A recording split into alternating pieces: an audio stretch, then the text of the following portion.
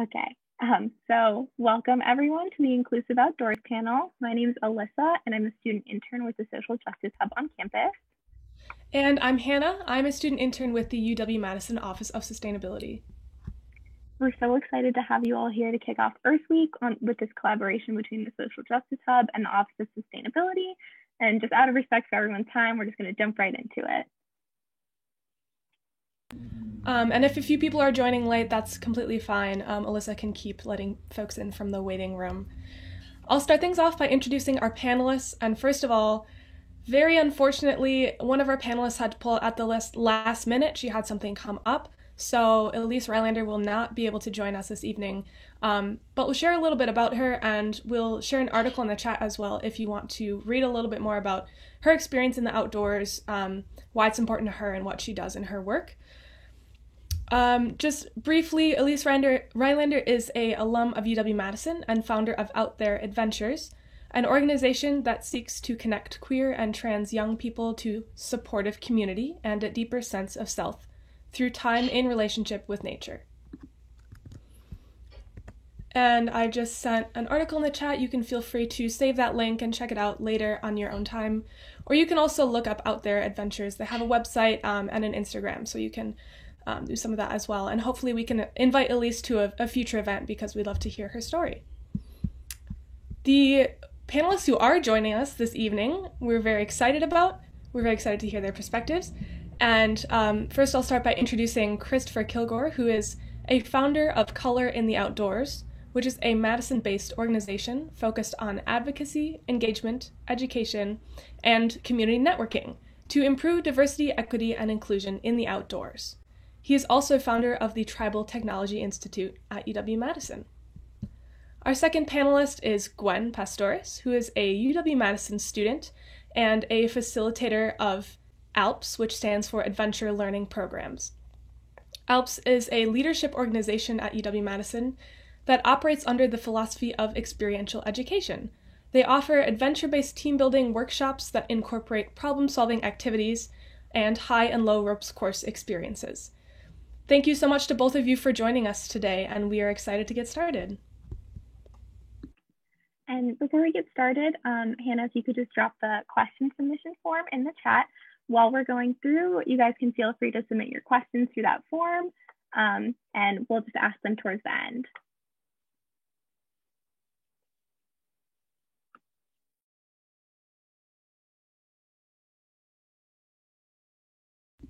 And the question form is anonymous, so you can submit it. It won't record your name or your email, and we'll be looking at the responses of that and drawing from when we have an opportunity for some audience Q&A. Without further ado, let's start off the questions. Thank you again to our panelists. We're here today to talk about accessibility and inclusivity, or lack thereof, of outdoor spaces. And to start off our conversation, we'd like to ask each of our panelists the following question. What does the outdoors mean to you? Pretty broad, but take it whatever direction you want to. And this can also be an opportunity to add anything we might have missed when we introduced you as a panelist. Christopher, would you like to start us off? Sure, thanks very much. Good evening, everyone. This is a fantastic platform. I really appreciate the opportunity to share it with everyone tonight. And thanks to the organizers for putting this together. I know that we've had some conversations. I know that you all have been scrambling. So Alyssa and Hannah, I want to commend you and thank you for doing the work. So what does the outdoors mean to me? Quite frankly, I mean, I actually have this conversation with a lot of folks, and we talk about definitions. And of course, I'm sure we'll get into those conversations a little bit later as we get into deeper things with what are the definitions of X, Y, and Z. But literally anything outside one's front door, in my opinion. And I think that oftentimes we get really stuck in trying to fit a certain role or look a certain way or wear certain clothing or you aren't technically in the outdoors if you're not halfway up a mountain and barely able to breathe, or covered in mud and dirt and eating sticks, and all of those different kind of idealistic, and I hate to even use that word, but kind of stereotypes of what the outdoor world is all about. But I really think that the point that's missed is that anytime you step foot outside your house, you're in the outdoors. And to that point, I do sometimes find myself shaming those who shame others when it comes to trying to make folks feel bad about, oh, well, you're not really outdoorsy if you're not wearing this brand, or if you're not in this space, or you're not doing these things. And I'm like, if you walk outside and breathe the air and appreciate it, if you look at the park or the greenery between, one block and the next, if you're walking through a city, or you have a plant, that you really appreciate, to me, that's acknowledging and celebrating the outdoors. And so to me, that's what it means. And to that point, then my enjoyment of the outdoors kind of covers a whole broad of spectrums, seasonally, regionally, and anything that is kind of connected to. And I guess to that point, you can bring the outdoors in. When I was talking about plants, they don't have to be outside. You can put them in a potter, and to that degree, it's a living thing that generally lives outside of a house or a condo, right? Or apartments. So to that degree, I think people, that's their connection in many cases to the outdoors, is even something as simple as plants. So yeah, I would say in a long-winded way, that is my definition of the outdoors. So I'll stop blabbering there. No, that was wonderful. Thank you for sharing that, Christopher. The outdoors stays alive if you keep plants alive, which I found can be a little bit difficult in the midterm season as a student. But Gwen, would you like to add anything, bringing in your own experience as a student, experience as an ALPS facilitator, any of the above? Yes, I have been sitting with this question for days because I cannot articulate my feelings about this without sounding like an embroidered pillow or an Instagram calligraphy post. But when I think of the outdoors, I think of home. There's something about stepping outside and feeling the sunshine or rain on my skin that makes me feel like I belong and makes me feel like I've returned to something. And growing up, I've had the privilege with my family to be able to travel to a lot of national parks. And it was something that I really cherish. And I spend that time with my family outdoors for the most part. But also we have this preconceived notion that the outdoors is often a very grand solo hiking trip or solo backpacking trip in Europe. But the outdoors can also be a place where you foster community with others, with your family, with friendship. And it's a really beautiful space to do that. And growing up, I had this really idealized idea of the national parks. I always thought of it as uninhabited virgin woods, but in actuality, it's stolen land. And when we look at the origin of conservation and national parks, these spaces weren't made for Black and brown bodies. They were made for white people to flee the increasingly Black and brown cities during the Industrial Revolution. And these spaces, while they were not made for Black and brown bodies, historically, ancestrally, this land belongs to them. And the outdoors is also this intersection of where we see these different oppressive structures manifest themselves. And you can't have this conversation about the outdoors without talking about climate justice and talking about how Black and brown bodies are not the ones contributing to climate issues, but they're the first groups that will be directly affected by them. So while it's something that I deeply love, it's also something that's deeply rooted in pain and trauma for many people. Thank you so much for sharing that. There definitely is a lot of nuance in that question. I think you covered it really, really well. So for our next question, we have, how have the identities that you hold impacted your relationship with the outdoors? And either of you feel free to jump in here.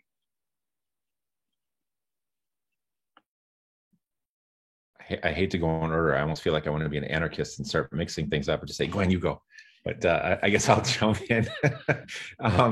How does my identity impact? I have a variety of identities that do, in many cases, juxtapose one another when it comes to the outdoors. And so to Gwen's point, I mean, and I actually was going to bring this up as part of this answer. So I appreciate what Gwen said very much, because I think there are some incredibly powerful points there that I think oftentimes get overlooked. I guess first and foremost, one of the things that I do want to do, and I would typically, quite honestly, do this at the beginning of presentations, at the beginning of anything that we do at the university, as a land acknowledgement, and to acknowledge the space in which we are currently living, which indeed is space that wasn't necessarily occupied without some conflict, and taken in steps where land was literally taken away from people and people were displaced. So again, in the Madison area, this is Ho-Chunk land, and this is something that I think that we need to make sure we recognize and say out loud as often as possible. And I think that in regards to outdoor spaces, people should very clearly understand the space on which, the place on which they stand and the place they occupy, and who was there ancestrally and who was there prior to us being here. So I think that that's an important acknowledgement to make. And, the university is taken some steps in doing land acknowledgements in some events. And I think it's one of those things that quite often, or quite honestly, should be done for all. And so to that point, and it was kind of a segue into my identity, African-American, Native American, some Pacific Islander hidden in there somewhere, and Caucasian. And to that point, then, there are some interesting intersections and interesting kind of shying away from one another's, if you will, and for lack of a better good Scrabble word, when it comes to the outdoor world.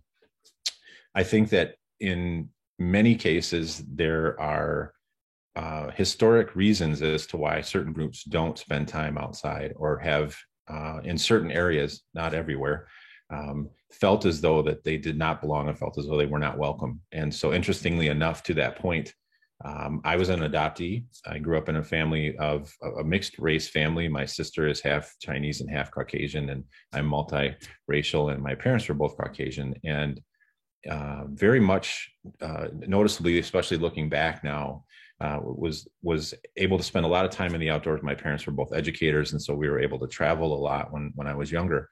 And I spent a ton of time out in the outdoors, getting dirty and exploring and learning new things all over the country, actually, and overseas.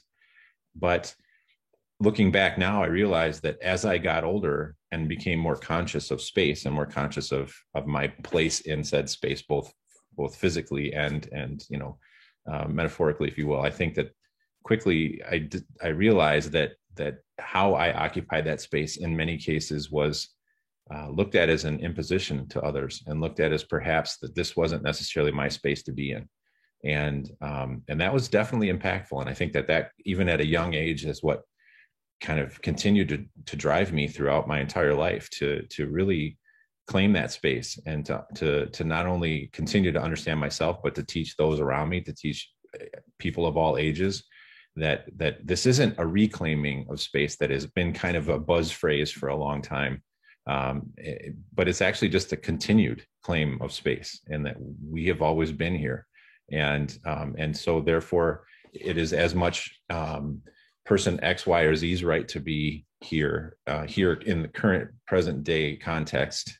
We won't again talk about history, because there's a whole nother conversation that could be had. But I think to that point, it is not a gender space. It is not a race space, a color of skin space, an ability space. It is everyone's space to be in. And so I think to that point, feeling those types of things when I was growing up, and even to this day, quite honestly, depending on where you are in the country or the world, you can, you pick up on cues and vibes that folks are throwing out there. And it's just to me, it's one of those motivations to continue to advocate for others and myself in being able to be anywhere that you want to be, and enjoy that space just as anyone else could. So I think that that's really how it has continued to impact me, and my identity is this space is ours as much as it anyone else's, and ours meaning anyone who wants to fit in that category. And that there is indeed a dynamic that can be in many cases exclusionary or oppressive, and that is one that absolutely shouldn't exist in this day and age. So advocacy and involvement and being unapologetic in one's actions on that level, and not feeling as though it's not my space to be in, but stepping on in. So that's how it has impacted me anyway. Thank you so much for sharing. And but I'm just going to repeat the question just so you know. The question is, how have the identities you hold impacted your relationship with outdoors? Right. So, as a woman of color and a first generation immigrant, I am not on TV or in magazines or catalogs as an outdoorsy person. I've never seen an REI model that looks like me. And I think that's really impacted a lot of my comfortability on entering these outdoor spaces. But over the weekend for Alps, we opened up our ropes courses. And part of that is we have to, well, you can choose to climb up these posts. And I have always thought of climbing as a white person thing. Like, why would you want to get up on that rock and endanger yourself for some sort of thrill seeking? But in this space, I initially thought that I would never be able to do that. I'd never be able to get up there. And lo and behold, I told myself to, and that I could do it. And I climbed up 40 feet in the air and I jumped off a platform. And it was the closest thing to flying I think I will ever experience. And it was beautiful. And I wish that that experience was accessible to all people. And within Alps, we really live by this philosophy of challenge by choice, and you can choose your challenge, and you can choose how to show up in a space, and you can choose your comfort zone. And however you choose to show up that day is already a win because you are there and you're trying. But of course, in these outdoor spaces, not everyone is so welcoming, not everyone is so understanding. And I remember a couple summers ago, my family and I went to Mammoth Caves, and my father's camera accidentally flashed, and an employee came up to him and started aggressively telling him that there's no flash photography, and patronizingly, in a slow and loud voice, he asked my father if it was a language barrier. And it was horrifying. And it was like, oh, well, maybe my family and I don't belong in this space because people don't want us there. And then a couple summers ago, we went to a national park in Montreal, and our car got stopped for a routine check in the park. And the ranger said that we didn't pay for the correct amount of people in the car, and they were threatening us with fines, even though my parents said that we would just pay for it. And they stopped our car for 45 minutes, an hour. And it was just really demoralizing because it was a space that I so love. And to feel like people don't want me there was really disheartening. But part of it is that I will continue to still show up. I will still continue to take up space. And I exist here because I belong here. Thank you so much for sharing that. That's a really powerful experience. Thank you. Yeah, thank you very much to both of you for sharing those experiences. And both of you began to address this next question, which is, growing up, did you see people who shared your identities in outdoor spaces? And how did that representation or lack thereof affect your relationship with the outdoors? And I think both of you have touched on this a little bit, but if you want to add anything, feel free to. Yeah, I can start this time. So growing up, my grandparents were always gardening. My grandfather would turn our tiny, minuscule backyard in the suburb of Chicago into this jungle. He would create these contraptions for the vines to grow up. And I remember at the end of the summer, he would bring in all of his vegetables and he would make us dinner. And it was something that was so beautiful and something I cherish. And I also remember my grandmother. She would hand wash our clothes outside and then hang dry them on clotheslines. And it was just those moments outdoors with my grandparents that I cherish so much. And I think part of it is that, as Chris was saying, we have this idea of the outdoors as climbing Mount Kilimanjaro and going on a 2-week canoe excursion. But the outdoors can be your backyard. It can be a barbecue. It can be time that you spend with your family outdoors in any capacity.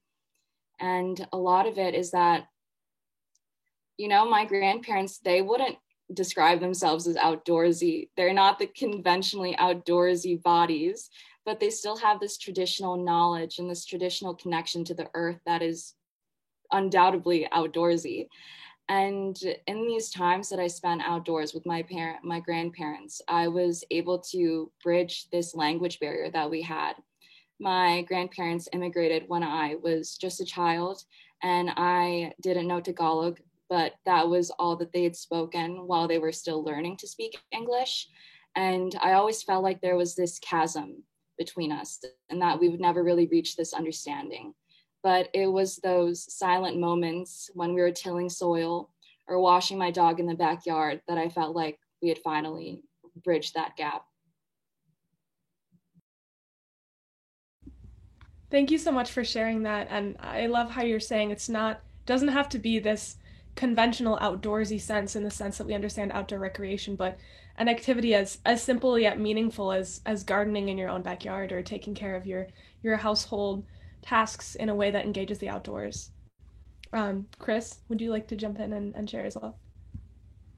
Gwen, you're making me look bad now. I got to come up with something really creative. So well played. No, that was very well said. Thank you. Growing up, I think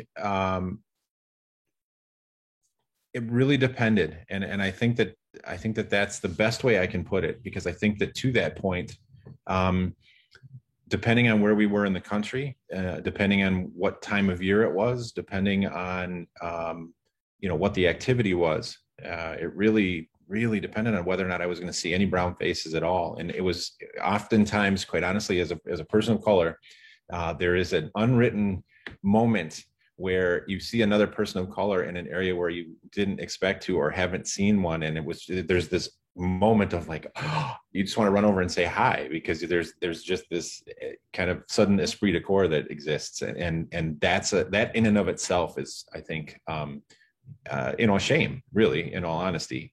But to that point, I do remember several instances as a child where I was hiking along the beach, along the ocean shore into the Pacific Northwest, and was suddenly just overtaken by the fact that there were all these brown people around me. And as it turned out, it was actually one of the local tribal communities that we were closest to.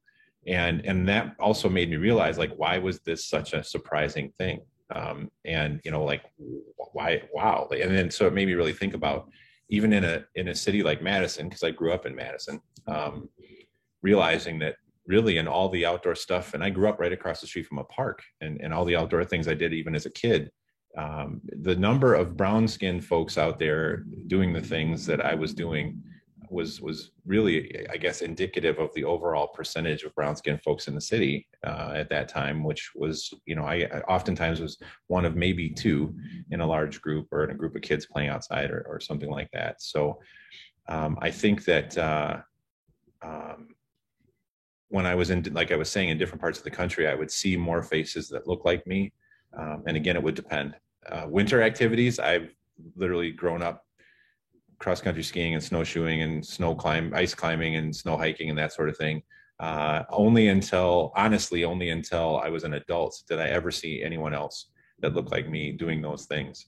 And, and there are some kind of stigmas and stereotypes that are not only imposed upon people, but people hold themselves and say, we don't do those things. Are you crazy? And so that's, a whole other discussion. But I think to that point, and even today, I mean, it is interesting that there are, and I'm sure we'll kind of touch on this a little bit later, but there are all kinds of these different cohorts and affinity groups that are doing all these different awesome things.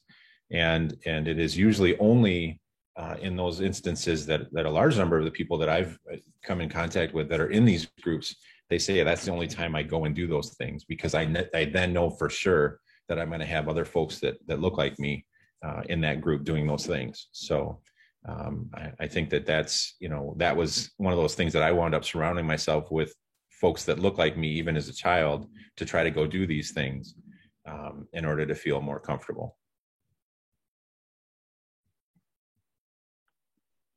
Thank you so much for sharing. Thank you to you both. In that same vein, our next question is, why is that access to outdoor spaces important? What are these spaces for, and what can they offer all of us?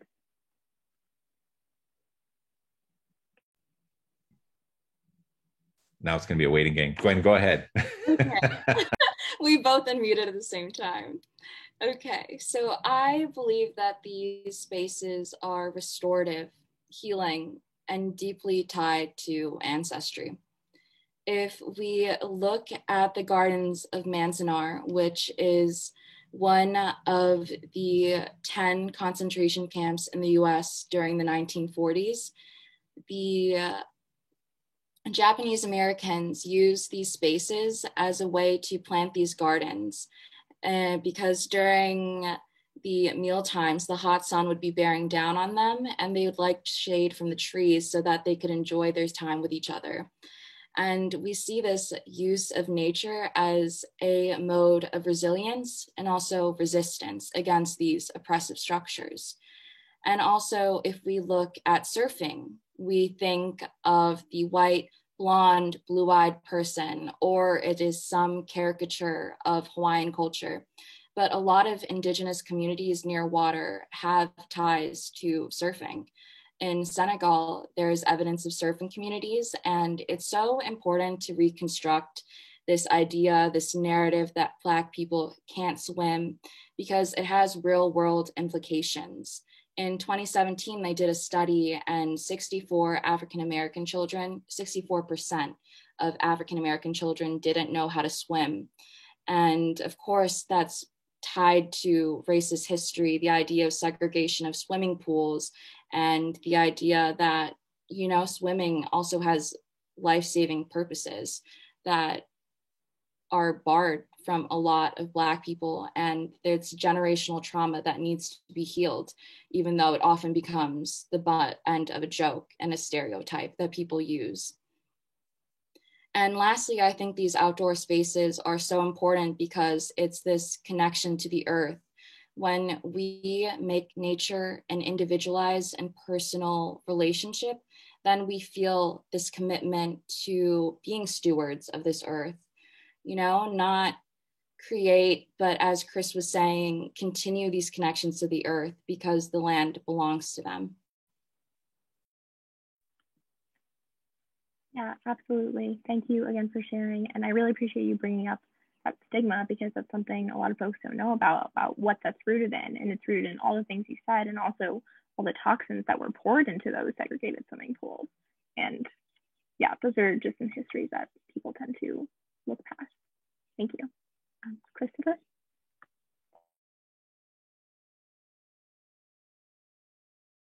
Oh, you're muted. I just realized that I hit mute and it didn't unmute. So there we go. I'll take the first one on that. Why is access important? I mean, I think that to that very point, I think that and here's the other thing that I think often people don't realize is that there's an ancestral tie to the land, no matter who you are. And to that point, you rarely hear people say, you know what, I really need to go relax. I'm going to go to the parking lot. Or, you know, I really, really need some fresh air. I'm going to go stand in the coffee room. Or, you know, I mean, that's not how it works. So, you know, as long as we've been on this earth, there most definitely is that connection. There's fresh air is legitimately a thing. And of course, depending on where you are in the world, in some cases that may not be quite as fresh as other places, but just taking your shoes off and walking in the grass can be in and of itself a restorative act. And I think that a lot of folks, again, you know, very, very much to Gwen's point. I mean, there are some significant and intentional reasons as to why certain groups, especially within the United States, have not had those same experiences. And you know, to that point, I mean, if anybody really wants to start diving deep into a history lesson, look up draining the pools, and to that very point, neighborhoods and communities all over the country that would rather drain the pools and literally fill them with concrete than have people of brown skin coming and sharing that space. So there are some, very deep-rooted and long, unfortunately long-lived, efforts to kind of keep those spaces segregated. So I think to that point, I think it's important that folks continue to advocate for each other and themselves in those spaces because of the restorative, the healing nature. And everyone goes, oh boy, he's going to get all hippy dippy on it. Well, you know what? Yes, I am. So buckle up. No, I think that to some degree there really is a point to be made about what it can do, and I think that I've run a whole bunch of different groups and throughout many years, and the one common denominator in that is the experience that people reflect upon after having done that, especially those folks who have not spent much time in the outdoor world prior to the different activities and things that we're involved in. Them getting that opportunity and saying, I had no idea. I wish I'd have done this years before. I wish I'd have done this sooner. And now I'm going to go out and buy all the stuff or do all the things, in order to spend more time outdoors. But I think to that point, access in and of itself allows people to make their own choices. And I think that's the other part, is as long as we deny access to things, we are denying choices. We are denying people's freedoms and the ability to exercise those freedoms in the way that they see fit. And I think that to that point, there are too many gates and fences and barriers, both literal and figurative, to the outdoor world and to access to outdoor spaces that I think it's an extremely important thing, as a society and as a world for that matter, to make sure that everyone does have that freedom to express themselves and to enjoy that space.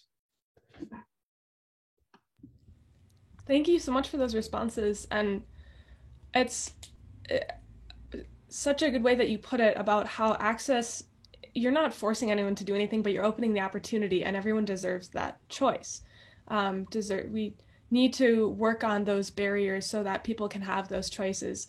And that actually segued so well into the next question we wanted to ask, which is, for people who do experience those barriers, what would you say to someone who wants to spend time outdoors but is experiencing barriers to doing so?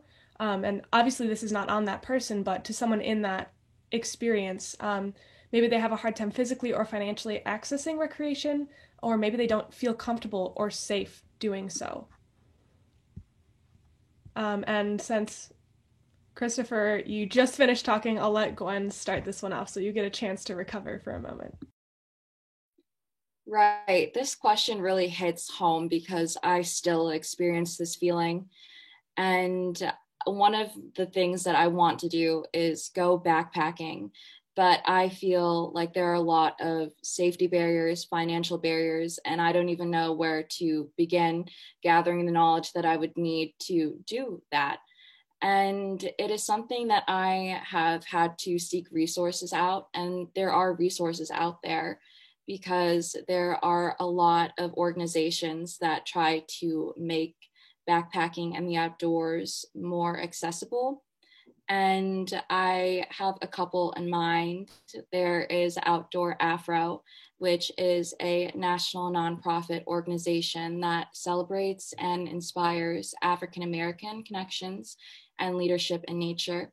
They also do a Women of Color backpacking trip, which I think is really cool. And then there's also Brown Girls Climb, which is an organization aimed to promote and increase visibility of diversity in climbing by establishing a community of self-identified women climbers of color. And then there's also Color the Crag, which is an inclusive and educational climbing festival, which is designed to celebrate diversity in the sport and rock climbing. And essentially, I would say that it's really baby steps. I think that when you are first entering the outdoors world, you feel this pressure to go all in and do all the things that you see on TV and in movies and what people think is the outdoors. But I would say that a walk outside or a bike ride, a small trail behind your house, these are all great ways to enter the space. And also, I just want to reaffirm anyone with these doubts that you do belong in these spaces.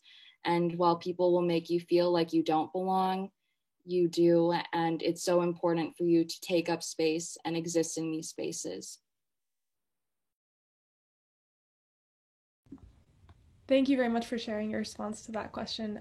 Christopher?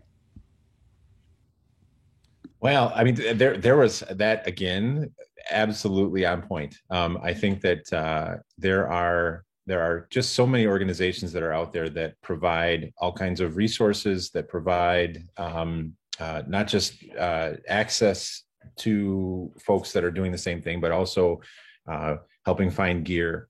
There are a lot of organizations nowadays. Honestly, there are several organizations that are national that are gear kind of clearinghouses for all kinds of different gear and equipment that are on a loan program. So for folks that don't necessarily want to spend the money or have the money to spend on certain things, excuse me, you can actually reach out to these different organizations. And I honestly, off the top of my head, I'm drawing a complete blank. I just had a conversation with one of the founders the other day, but I know that you can Google, for instance, free gear, free outdoor gear rental, and several of these places will pop up on that search. To the point of some of the other organizations that were mentioned, you do genuinely have just a whole bunch that are out there right now. And Outdoor Afro, there's a regional and a local Outdoor Afro leader who actually is located in the Madison area. Her name is Tina Madison. There is another individual that I've been doing a lot of work with lately. Her name is Danae O'Dowd, and she is actually a mother and an outdoor activist and advocate like no other. And she was a person who genuinely wanted to try to find books that had kids that looked like her child in the outdoors and couldn't really find any. So she actually wrote books, and they're really awesome. They're great books, kids books with brown kids as the kind of the center. And she's involved in a variety of different organizations, locally and nationally. We host some activities together, and we also host some online things on Clubhouse for folks that are on Clubhouse, and we do some talks on a weekly basis. But there's also Soul Track Outdoors and Youth Outside and Indigenous Women Hike. I mean, you can really there just are a whole Latino Outdoors and then, of course, there's Color in the Outdoors, the organization that I don't want to give myself a shameless plug, but to that point, I mean, there are a lot of folks out there that are definitely interested in trying to get more folks outdoors. And I think that also to that point, there are still, even with those organizations in place, I think that there are still people that are hesitant, right? Because they're like, well, but the people that are part of this organization are already doing these things. And I'm really looking for genuinely entry level. And I think that to that degree, it really is just a matter of reaching out and saying, this is who I am. What can, and here's what I really recommend for folks that are in that position. Call and say, or email or text or whatever format you're going to do it and say, this is who I am. What can you do for me? And because I think that really is taking ownership of, I would like to participate in this. And I don't want to feel as though it's something I have to do. I would, your organization exists to try to work with others. And so what can, and, maybe wording it slightly differently, but I know also I now sit on the advisory board for the Wisconsin Union Systems. And I know I'm working closely with the director of the Hoofers in the process of trying to make sure that there's more and more equipment and more activities that are easily accessible to all.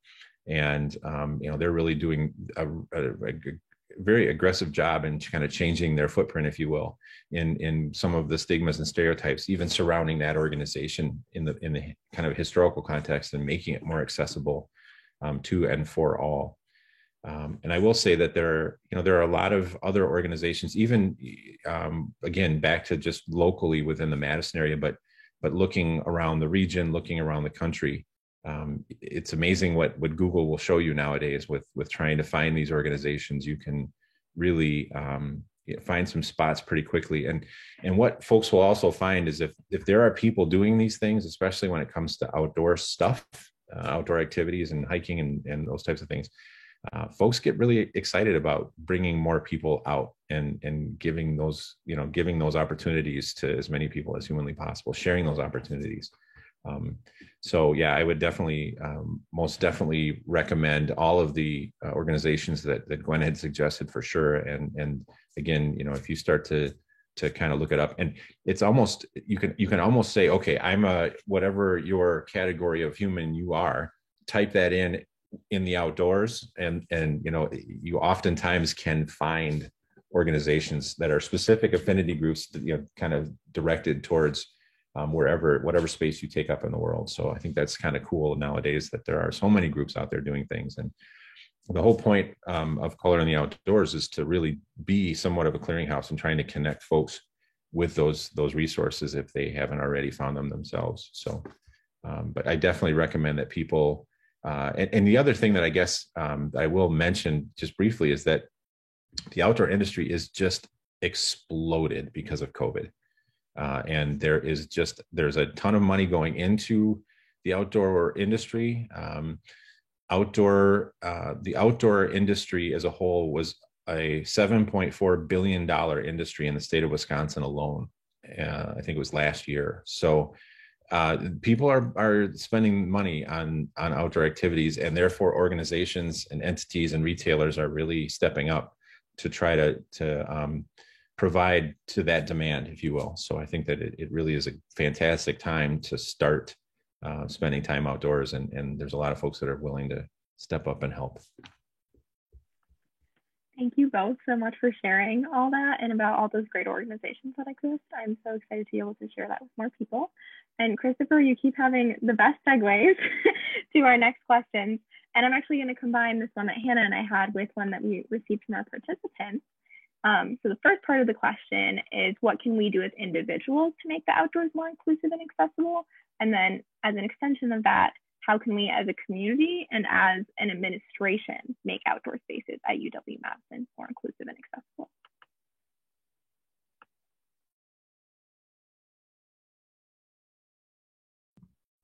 All right, Gwen, I'll go first. So what can we do? What can we do as individuals? You know, I honestly, one of the first things that I always tell people is, what can you do as an individual to make things more inviting for anyone? Fix your face. That's what I'll say. Fix your face, because the face in and of itself, when you're walking past somebody, it's, you know, it can be so quickly taken out of context, right? And I know that sounds super simplistic, but when you walk past people, for anyone who does not know what microaggressions are, I strongly recommend that you look up what microaggressions are. And the reason I say that is that something as simple as a sideways glance on the trail, or walking down the sidewalk, or sitting in the park, a scornful look for somebody that has their music up while enjoying their time in the sun, and somebody thinking that that's not the purest way of spending time outdoors. Those types of things can be incredibly off-putting and can be incredibly intimidating, and can ultimately kind of taint the experience that somebody's having in that outdoor space and cause them not to want to do it again, or feel as though they're not welcome. So I think that and I guess this is the other thing, is for people to kind of own who they are and what space they take up, and how and why.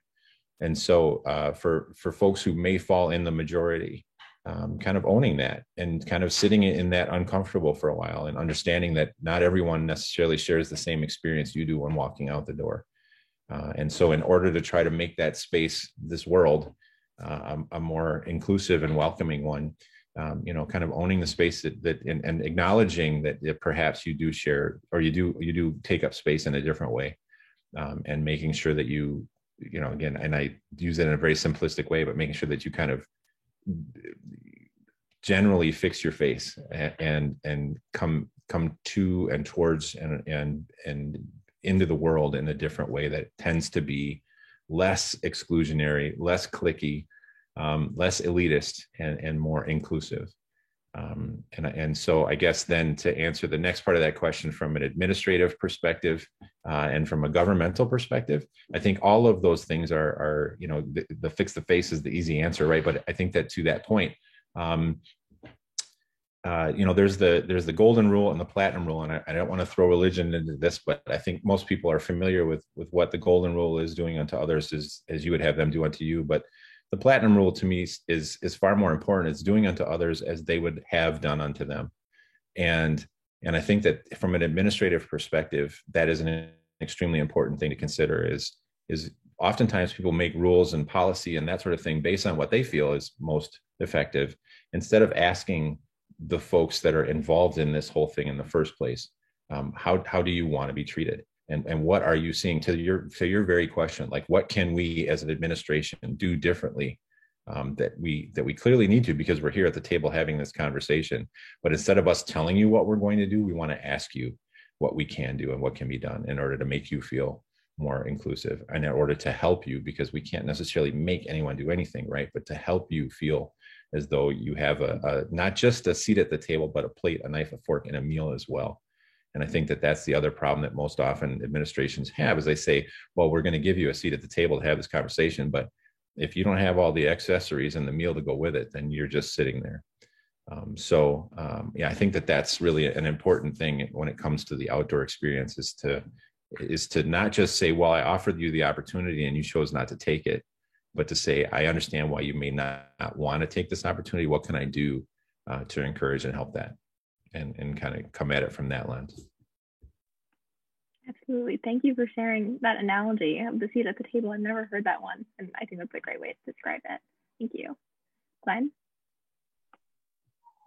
I think that the first step on an individual level is to redefine what the outdoors means to you. I think that we've already touched on this idea that a lot of people think the outdoors is always a grand adventure excursion, but it can really be time that you spend with your family, going to the park, going on a walk, and it's really these little experiences outdoors that can change your whole perspective. And it's also changing the image that you have of an outdoorsy person. It's not always white guys in Lycra on bikes. It's not always the Chacos and the Patagonia. It's important that you realize that there's not one type of outdoorsy.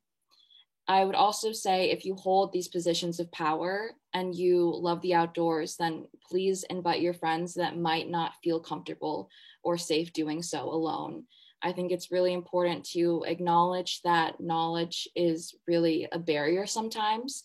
If we look at the national parks pamphlets and signage, a lot of it is only in English. And it's really difficult to start doing outdoor recreation without knowing all of the gear that you need, how to enter these spaces, how to get there, what to do with your car. And it's all important, and you need to extend that invitation to people who might not know how to ask for it. And it's all about that intentionality with your words. It's so important. And I would say, on an administrative level, I think part of it is be intentional about your language. A lot of people always talk about how beautiful Madison's nature is, and the city, it's so beautiful. But if you look at the communities in the greater area of Madison that don't have the same resources, it's not what you would say is beautiful. It's not Lakeshore Path. It's not Picnic Point. It's not downtown Madison. I would say it's so important to continue to vote and push for people who care about the environment and care about putting money into these issues. And also, I live on Observatory Drive, and there's that rock on the hill that has so much history. And then there's also the Abraham Lincoln statue. It's all of these tenets of this university that are so deeply rooted in racism. And it feels like we hold on to those images because it's easier rather than tearing them down. And if we look at this idea of our shared future and acknowledging the land, but then they don't create spaces for Indigenous students on campus. Indigenous students make up less than a percentage of our student population. And it feels like it's all talk without any of the action. And I feel like I just need to implore everyone to keep on pushing and to not just stick and be complacent with these statements that they put out.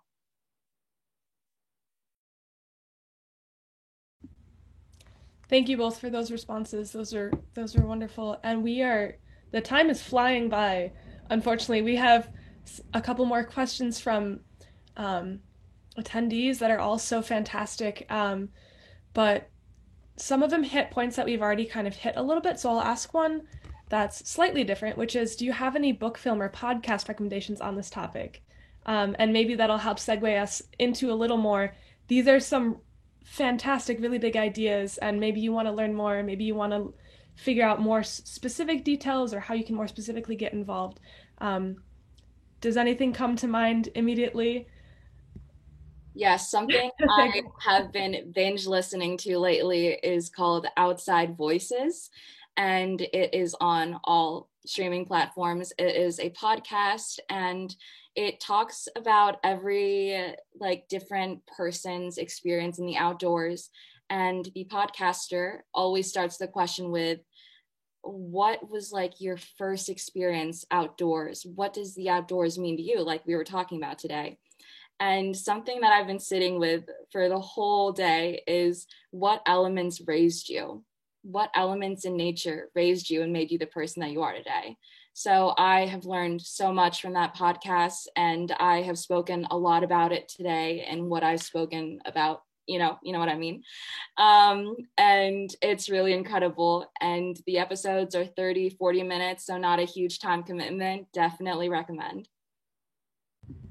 Thank you so much. I love podcasts, and I feel like they've really boomed during the pandemic. So I'm sure multiple other people will find that interesting as well. Christopher, anything come to mind immediately? Yeah. Again, that one was awesome. That's a great recommendation. I would be remiss if I didn't mention my friend James Edward Mills, who is the founder of the Joy Trip Project. He has also written the book, The Adventure Gap, which is talking about this very subject. And he has a podcast called the Joy Trip Project, which is definitely worth the listen if folks have not heard it. But again, I mean, I think that I have a long list of podcasts that I try to listen to. She Goes Outdoors is one that I listen to oftentimes. Coloring the Crag has a podcast that I listen to occasionally. Black Folks Camp, they tend to do Instagram lives, but they also, I know, are doing podcasts. So yeah, I mean, I would, again, if you were to go to any of the platforms and just type in those keywords of diversity outdoors, there are just a ton of great things to listen to. And I used to shame people for putting earbuds in their ears and spending time in the woods, but I find myself oftentimes now listening to the podcast about the outdoors while in the outdoors. So I'm like, okay, it's okay. I guess I can't be that snob anymore. But yeah, so I think that's definitely, there's another book by a friend of mine, Dr. Carolyn Finney, who wrote a wonderful book, which was, I think, the precursor to James's book, called Black Faces, White Spaces, and talking about the disparities in the outdoors and some of these issues. So that's another publication that I would definitely recommend folks pick up. And again, for any of you that have younger siblings or nieces or nephews or people you hang out with or take care of, or anyone who's generally like me, who has a mentality of a 5-year-old half the time, or a 10-year-old, I would say definitely check out, again, Daneo Dowd's books, and look her up as an author, because some great stuff out there for folks to get their hands on. Thank you so much for all those recommendations. And I want to briefly jump in and say, Black Faces, White Spaces is such a phenomenal book, as is Carolyn Finney is an amazing person. And I got the opportunity to actually interview her very recently with another one of my co-interns at the Office of Sustainability. And we will have a podcast episode coming out very soon. That's a conversation with her, about an hour long. It's incredibly just full of storytelling and emotion. We all tear up at some point. So keep an eye out for that. That's the Office of Sustainability podcast, the Sustain UW podcast on Spotify. Alyssa, would you like to bring us back? We have just one more question here before we close out for today. Yes, we wanted to end on a bit of a lighter note. So what is your hope for the future of the outdoors?